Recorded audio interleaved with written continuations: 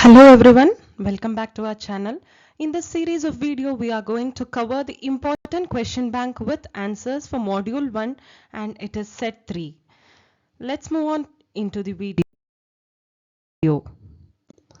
First question, analyze how to deal with virus. So in last set of video we have seen what is virus, what are all the different phases of virus and types of virus. Here how you are going to deal with virus is these are the two block diagrams that you have to draw, and this is the important thing that comes for this topic, and this is just the extra thing that you're writing about the antivirus software. So here these are the three steps: detection, identification and removal. Detection is nothing but you are going to locate the area where the virus is situated. Identification is after locating the virus you are going to identify what type of virus it is, and then you are going to the last phase of the virus where you're going to you're removing the traces of virus and restoring it into a virus free system. And moving on to this, you're going to draw this first, second, third and fourth generation, and these are the different antivirus softwares that has been implemented during those generation. You're just going to have a small detailed explanation with that. If suppose the question is analyze the key characteristics of 4 generations of antivirus software, then you will be completely explaining all this. What is simple scanners, historic scanners, activity traps, full featured protection. So in first generation, the antivirus that were used was called as simple scanners. So here they needed the identity of the viruses. So the variation of the programs kept, there was a watch on the variation of programs and the length of programs that has been available in the particular system. And second generation is historic scanners. So here these antivirus software programs, it did not rely on the simple virus signature. What happened is they used historic rules.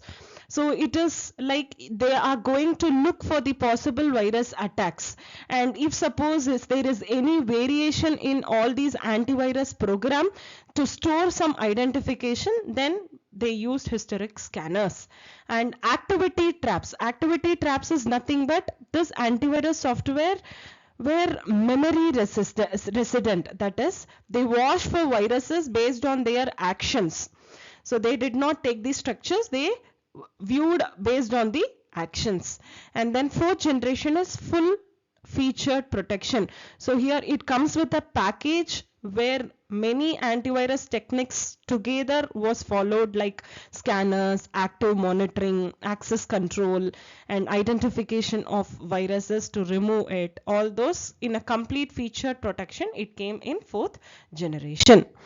So this is DNS spoofing. Explain DNS spoofing with example. As we have already seen, the forming attack is otherwise called as DNS spoofing. That is, an attacker, they are going to modify the IP addresses. The name remains the same, but IP address is changed where the user, legitimate user, doesn't know. Nobody looks for the IP address whether it is right or not. They just see whether the .com is right.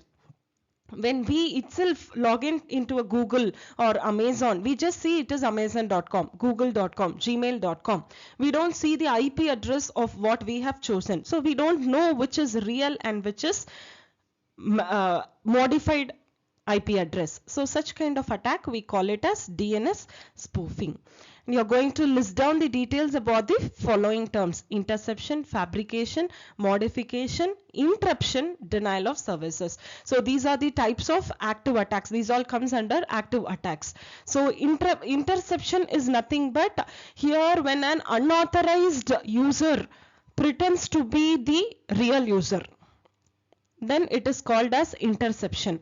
So when one person, user A, is communicating with user B, the user C, that is the unauthorized person, pretends to be user B, so that the one sending the data doesn't know who is receiving the data.